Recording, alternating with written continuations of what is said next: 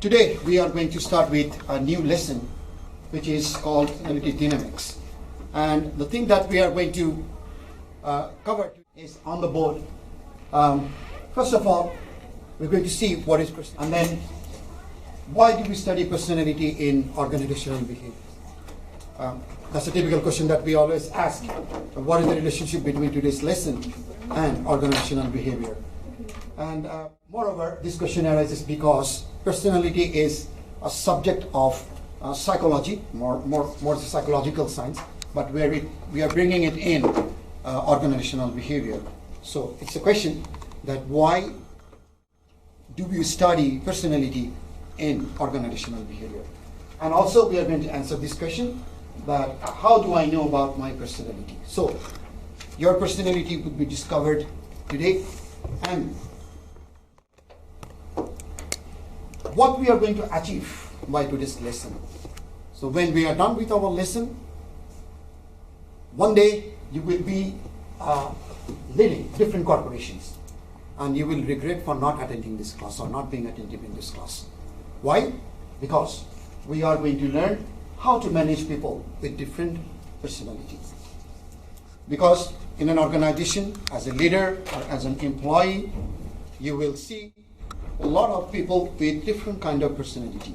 And if you want to be a good manager or a good leader, you will have to deal with them separately because they are from different personality traits. So if you do not know their personality well, you won't be able to handle them well. And at the same time, as the greatest philosopher Socrates said, that know thyself. Know thyself, that means know yourself. First of all, before you manage someone, you should know about yourself first. So know yourself and then know others. Today, after this lesson, we are going to know each other by taking a personality test. So before we do that, let me introduce this term, personality, to you. The personality. So as you can see from here, it's about our stable physical and mental characteristics. And it tells about what kind of a person you are. And if this is true, before attending this class, have you ever thought about what kind of a person you are? Excuse me. So, have you ever thought about what kind of a person you are? If you didn't ever thought about you. So, let's take this personality test very quickly. This is a video. So, do according to the video.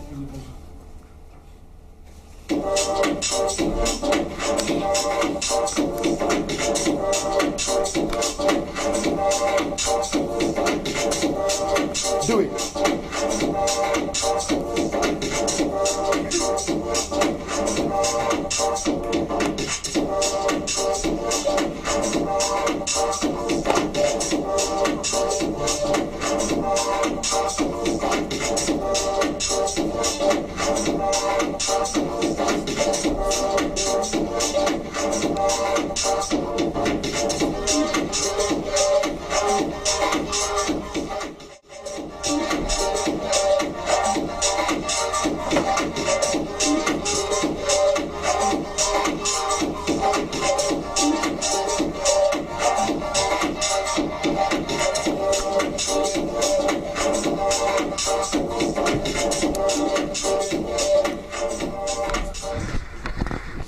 All right. So, what have you got? You are a left brain or a right brain person? Left. Left. And that means? What kind of a person you are? Creative. Emotional. Emotional. Logical. Left brain person is logical. Smart. Now, I mean, this kind of test is a quick test. I mean, this is too early to say about your personality, but this is a kind of a quick test on your personality. Now, let's transfer to the next issue here. So, let's explore the personality in detail, because what you have just done is it's just a quick test of your personality, but we need to understand our personality further detail. So have a look at this table here.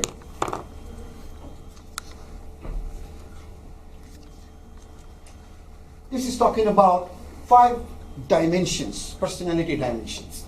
So based upon this criteria, we can actually judge our personality. So let's have a look at it. First of all, look at it. The first word, it's called ocean. 5 dimensions. So openness, that means a person can be called as an open person if he is curious, thoughts are original, he is an intellectual person, creative, and open to new ideas. So it's a kind of enthusiastic person. Everybody understand that? Yeah. Next one is conscientiousness. This kind of people will be organized, systematic, punctual, achievement oriented, and dependable. So what's the use of wisdom? Let me come here. Extraversion.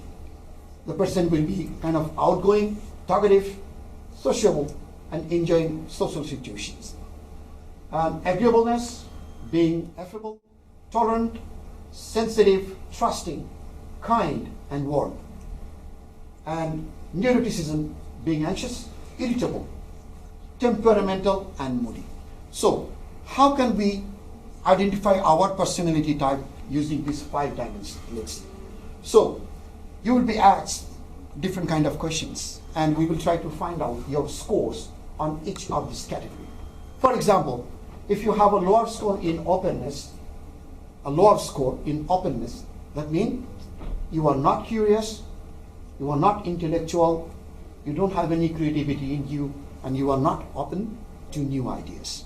So by asking different kind of questions, the psychologists, they try to find out your score on openness. So if you score a high score in openness, that means you are quite a creative person and you are quite open to new ideas. So the personality dimensions, 5 big dimensions, work like that. So you will have to judge your personality or the personality of the others based on these 5 dimensions. Everybody understand that? Yes. Any question? No. Okay. So it's ocean: openness, conscientiousness, extroversion, agreeableness, and neuroticism.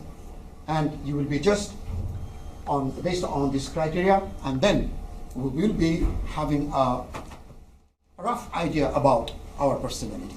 And we are going to do that exercise very soon. But before that, that's what it means. A standard personality test determines how positively or negatively a person scores on each of the big 5 dimensions. That's what I said.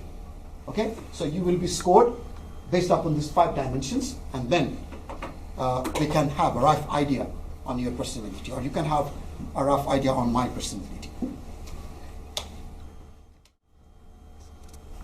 Any question?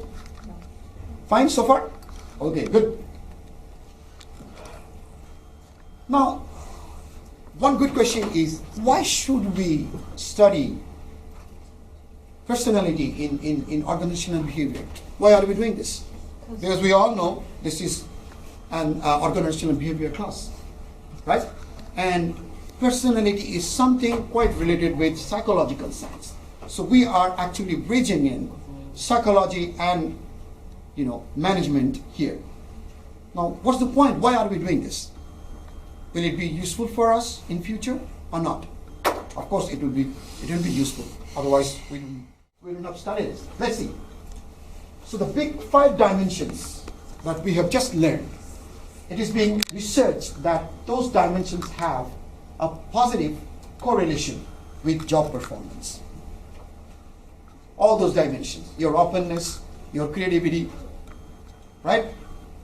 Your ability to cope up with other people, your kindness, your warmness, everything is positively correlated with job performance. That means those dimensions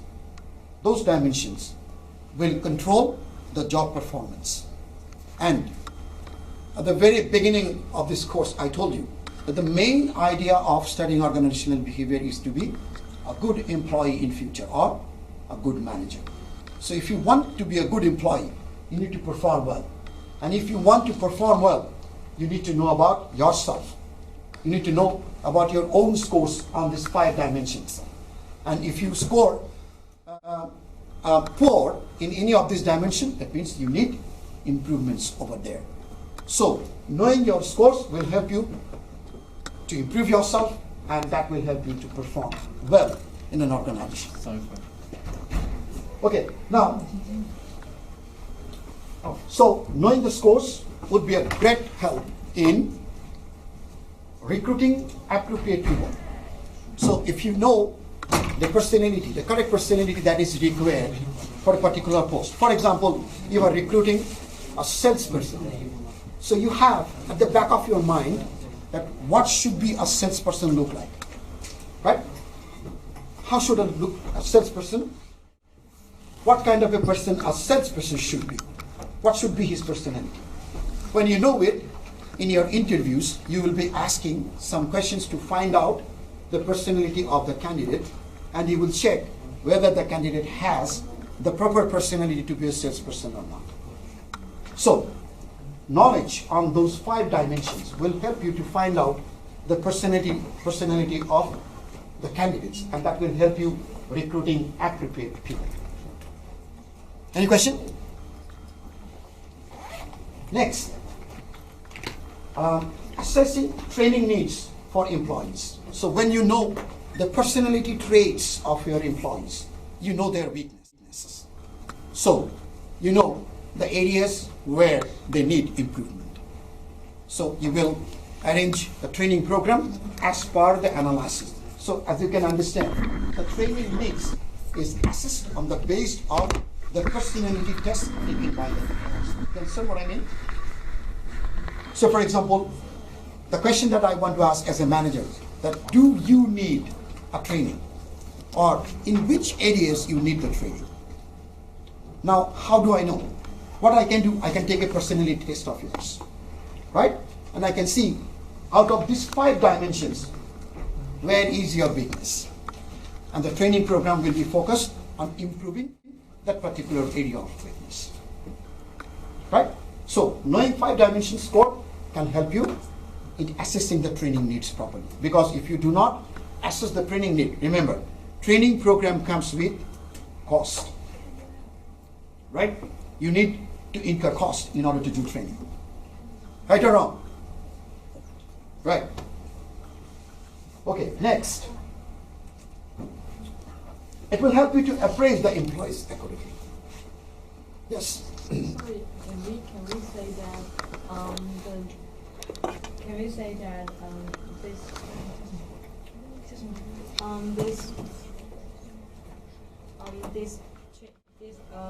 if we know their personality, then it can provide us a very excellent employee, so we can promote our efficiency, the company's efficiency. Definitely, definitely.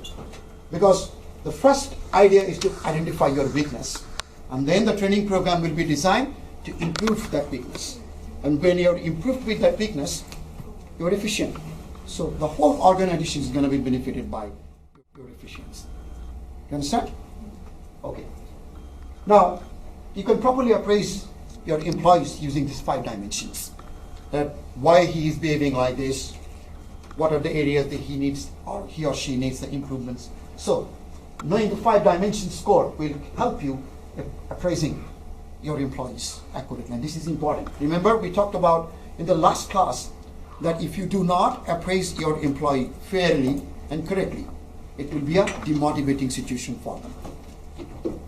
They will think that they were not judged fairly.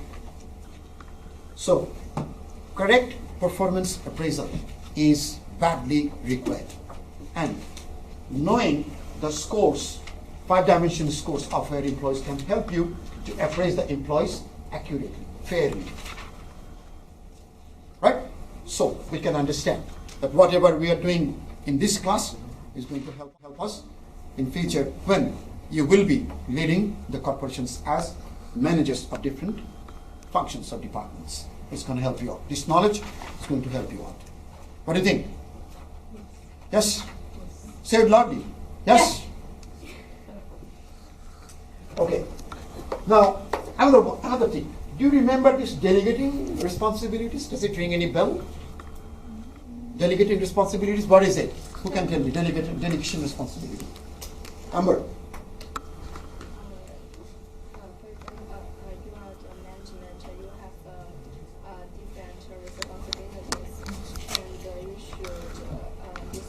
to some responsibilities to your subordinates. That's right, exactly. So delegation of responsibility means passing down some of the responsibilities to your subordinates so that they can learn. They can have the scope to learn, right? And they are happy because Motivation. they are motivated because we have given the responsibility to them. They feel like that since I am capable enough, that's why the responsibility has been given to me.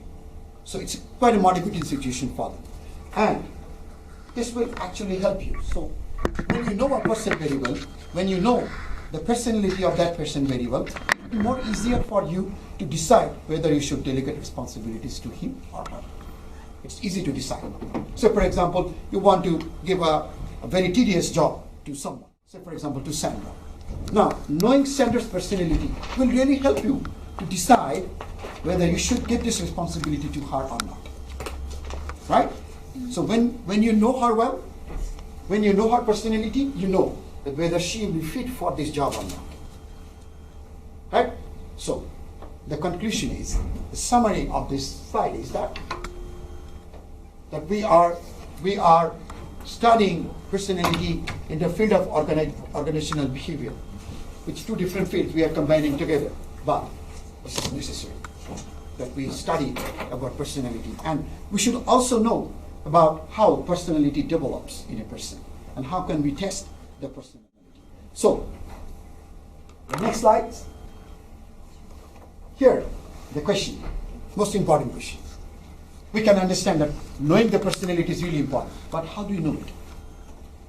Is there any standard testing process or something like that? The good news is, yes, we do have it. We have it. We have it. And one of the famous, very popularly used, widely used personality test is called Myers-Briggs Type Indicator. In short, it's MBTI.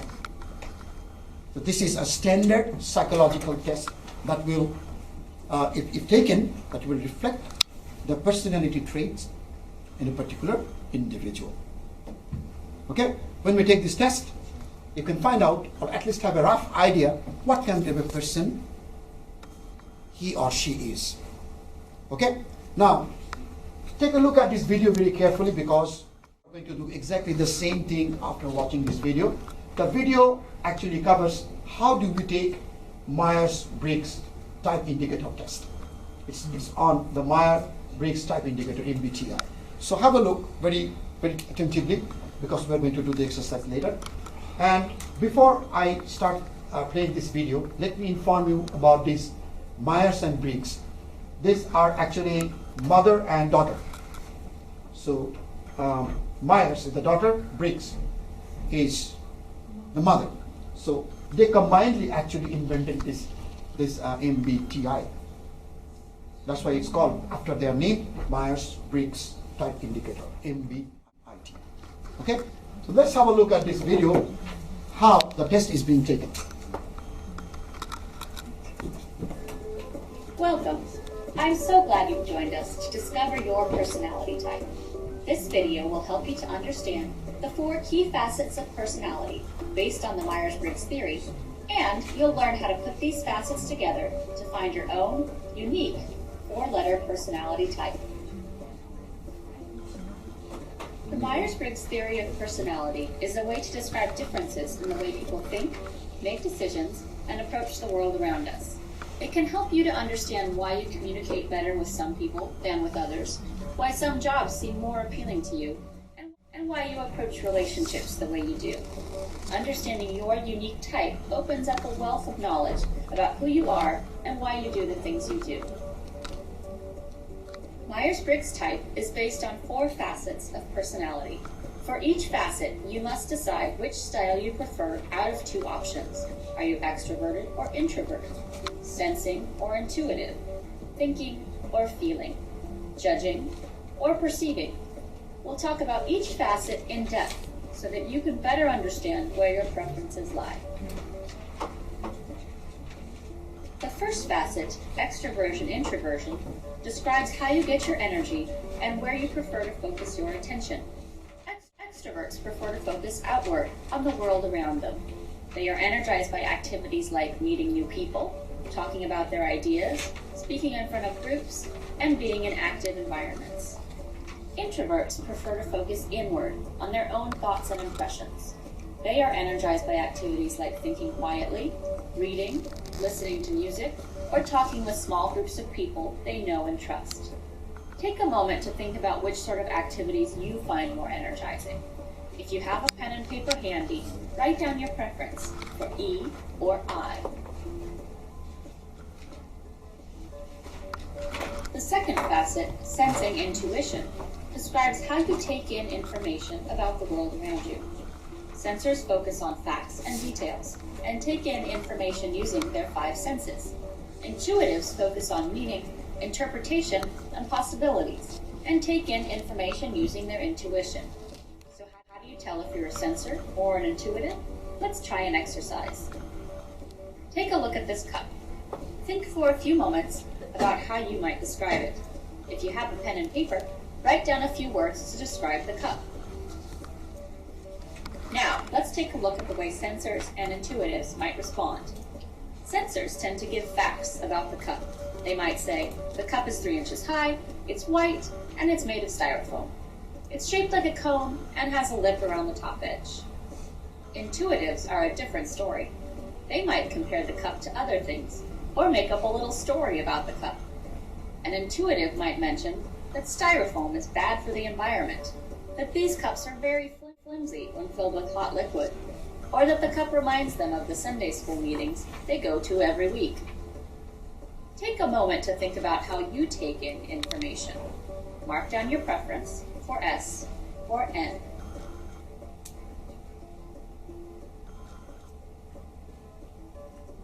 The third facet, thinking feeling, describes how you like to make decisions. Thinkers like to base their decisions on objective data and logical analysis. A thinker might ask, what are the pros and cons? What are the logical consequences? What is the most reasonable course of action? Feelers like to base their decisions on their values and sense of what is right.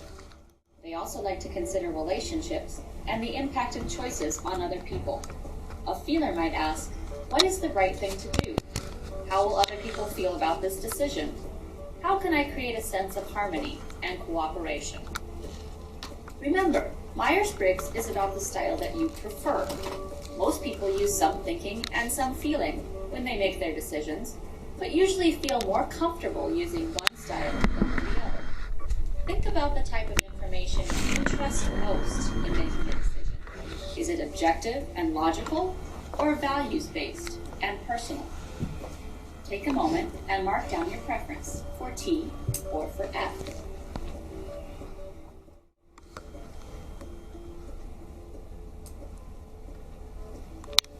The fourth and final facet of personality is judging perceiving. This facet describes how you prefer to organize your life. Judgers are people who like to make decisions and seek out structure and organization.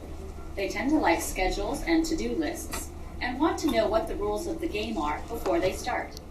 They usually dislike surprises and last-minute changes and want to know what to expect. They get satisfaction out of finishing tasks. Perceivers are people who like to leave things open-ended and want to be free to be spontaneous and go with the flow. They tend to like flexibility and situations where there are not too many rules. They are excited by surprises and often enjoy responding to urgent situations. Perceivers are open to things happening in the moment and get satisfaction out of having many options available. Take a moment now and mark down your preference for J or P. Now it's time to put it all together. The 4 letters you have chosen are combined to create a code for your personality type. It might be INFP, ESTJ, ISTP, ENFJ, or any one of 16 combinations. For each personality type, your preferences combine in a unique way to create an overall style of interacting with the world. Now that you've discovered your preferences, you'll want to help you to understand how the preferences work together, as well as to help you verify that you selected the preferences that best suit you. As a starting point, we recommend visiting our website, where we feature detailed descriptions of each of the 16 personality types. For each type, you can read about common characteristics, key facts, top careers, relationships, and more. Get started by visiting www.personalitydesk.com/types. Thank you for joining us today to discover your type. I hope this video has started you on a path to better self-awareness and a true understanding of yourself and others. Okay. So, this is how we take the Myers-Briggs types identification. Now you have your individual handout with you, which is so this is an activity for you. What you're going to do, you are going to find out your old personality type using that handout, which looks like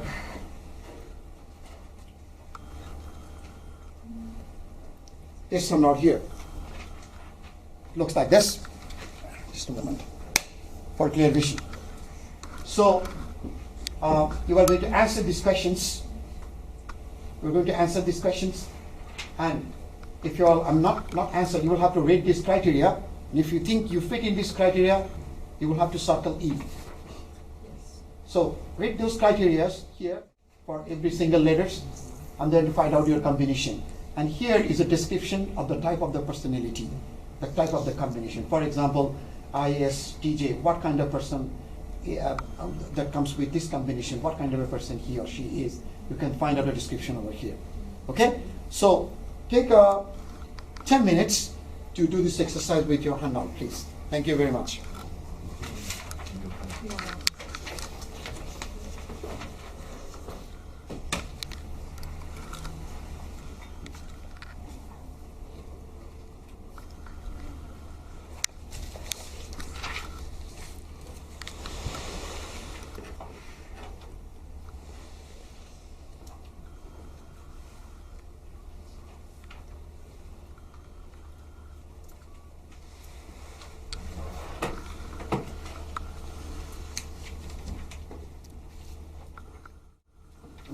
While taking this test, please be honest to yourself.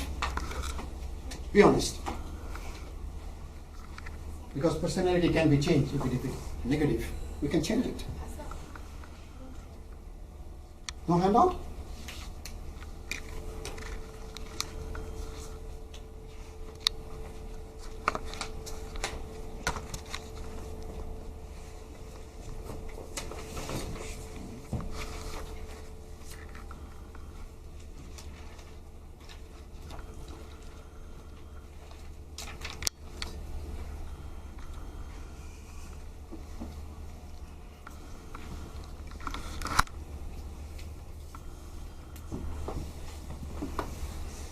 How's it going? Good. You're done with this? Yes. Good, good. What is your combination here? IFSP? ISFP. Okay. And what does it say about IFSP? Gentle, sensitive, nurturing, helpful, flexible, realistic, seek to create a personal environment that is both beautiful and practical. So, do you agree with this? Yeah, most of the part, yes, but It doesn't matter. It doesn't matter. You don't have to be agree with every single criteria that is being written here, because these are all standard, right? So you're saying that most of this traits it match you, right? yes. Okay. So that means it's a reliable test. That's right. It's a reliable one. There will be certain criteria that will never match with you, but it doesn't matter because it's all comes in a standardized form.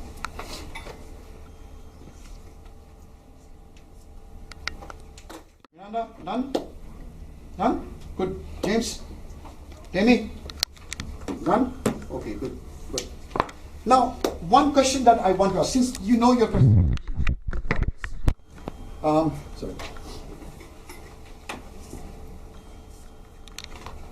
I want to ask you a question. Since by this time you have taken this MBIT and you have a good idea on what kind of a person you are. If that's true, then given your personality type, do you think you can be a good team member? I will go with any volunteer. Anybody want to answer this question? Given your personality type, do you think you will be a good team member or you don't think so? You should be honest to yourself. I told you, personality traits is traitable. That means we can give treatments. If you have a kind of personality disorder or personality not actually suitable, the organizational people will train you up. So it doesn't matter if you have a negative trait. But tell me, I will ask Sandra, given your personality type, what do you think? Will you make a good team member? So for my personality type, it's flexible and realistic in it, and also helpful, which is really helpful for the team trait. Mm-hmm. But that is seek to create a personal environment that is both beautiful and practical. So to create a personal environment is really not what we ask for people that worked with other people, right? Mm-hmm. So I think I will make a good team member. Okay, all right. Depending on the Personality, okay, all right. Yes. All right.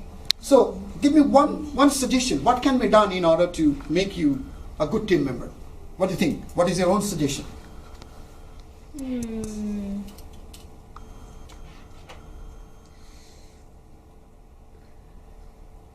How can you help yourself to be a good team member? Since you have identified this fact that given my personality type, I might not be able to be a good team member. So give me one suggestion, just only one, that you want to do in order to improve yourself. You want to be a good team member. Maybe be more outgoing and That's right. you should receive more perceive more thinking from other people. That's right. Like not just about yourself. Mm-hmm. Like when you are working with other people, you have to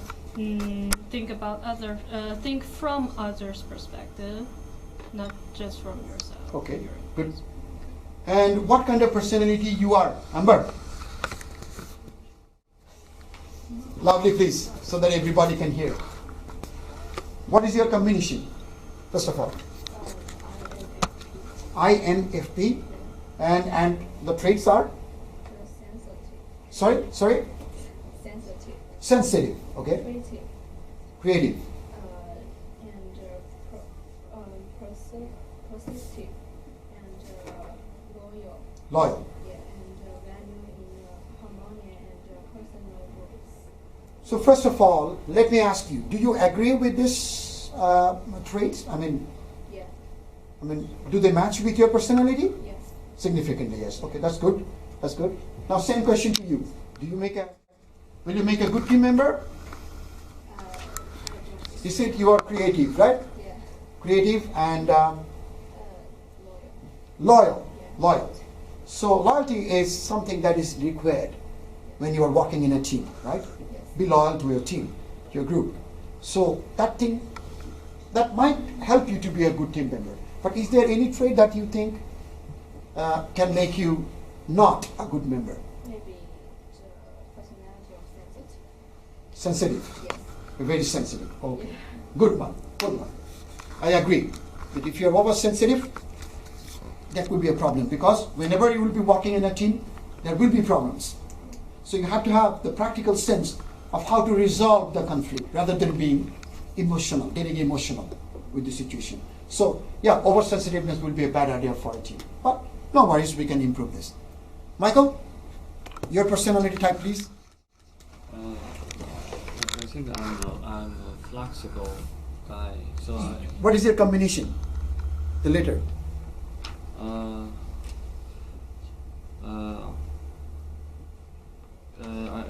it's warm, maybe. Okay. Yeah. I think I can be a good team member with others. Yeah. Because you're warm and welcoming. Okay. Yeah. Okay, all right. Anybody wants to shed more light? Miranda, quickly. Your personality type, please. The combination. My combination is ISTJ. ISTJ And what kind of a person you are? Responsible, sincere, analytical research, realistic, hardworking, and trustworthy with sound practical judgment. Okay, good. So, what is your answer to this question? I think I will be responsible for my task, but I'm afraid that sometimes I'm not open enough. So I think I should listen to others' advice. Okay, all right. I understand. Anybody wants to be volunteer with their personality type? Anybody? Jeremy, what is your combination? Okay, anybody else? Casey, what is your combination? ESFP. ESFP? Yeah. And what kind of a person is that? Playful. Sorry? Playful. Okay, and? Friendly. Friendly? Flexible. Flexible. Have strong common sense. Okay. Enjoy helping people in tangible ways. Oh my God, you are going to be a very good team member. Yes, of course. Yeah. Think about it. Right? A warm understanding. Right? Flexible. Love to help people. These are all characteristics of a team player. Good one. So, as we can understand, now you know ourselves and we can understand what of our personality traits we can use to be a good team member and what are the areas we need to improve ourselves. Everybody understands that? So, this is established that since we know, it's always good to know our personality and know the personalities of the other people around us so that we can deal with them properly, specifically in an organizational environment. Okay, all right. So we are almost at the end of this lesson. Now I have a homework for you. That is, I will hand you out the homework for you, but here is the title of the homework. Since you know the personality types and how we can test the personality, say for example, here in this homework, you will pretend yourself to be a hiring manager, and suppose your organization wants to hire some people from different departments. You can choose your departments as per your choice. You can say that I'm a hiring manager and I'll be hiring a few salespeople. Or another one can say, I'm a hiring manager and I want to hire some people for the HR department, finance department, accounting department. So you will choose the department for which you are going to hire, and then you will list out the characteristics. Say for example, you want to hire a salesperson. What kind of a salesperson do you want to hire? What should be his or her personalities? You will list it, right? And then the third step, you will design a questionnaire for the interview. You will write down some questions that you want to ask to that person or to the candidate so that you can find out what kind of personality, or is he or she having the personality that you are looking for. Do you understand what I mean? Yeah, that would be your homework. I will hand it over to you in writing. This number, and in the next class we are going to see different kind of personality and conflicts between others. So anybody wants to summarize whatever we have learned today? Sandra, you want to summarize the whole thing? Okay, because I didn't join the class from the middle part, so I can only start from where I heard. Yeah. So what is your understanding about this lesson?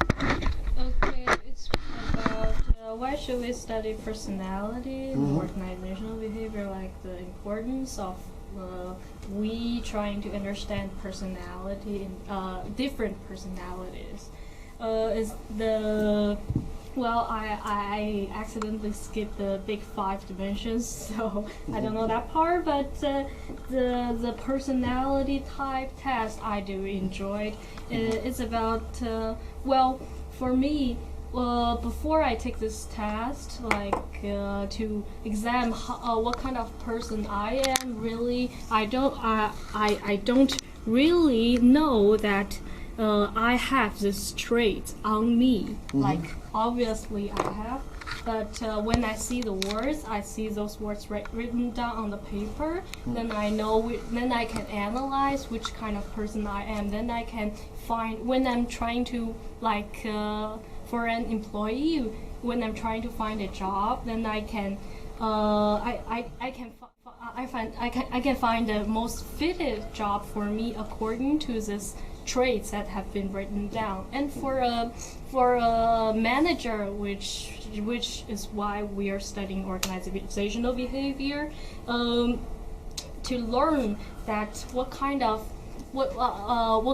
personality the people that are asking for the job will help them to organize and to organize his or her employees in a better way, I think. Okay. To assign the job, like the delegation we just mentioned, to appraise employees. Like if I am a very outgoing person, if your employee is a very outgoing person, then if you want to praise him or her, then you probably just should just like shout out, "You are so great, perfect." But if your employee is a very personal person, like quiet type, then probably the praising she or him in a public place is not that not a very good choice.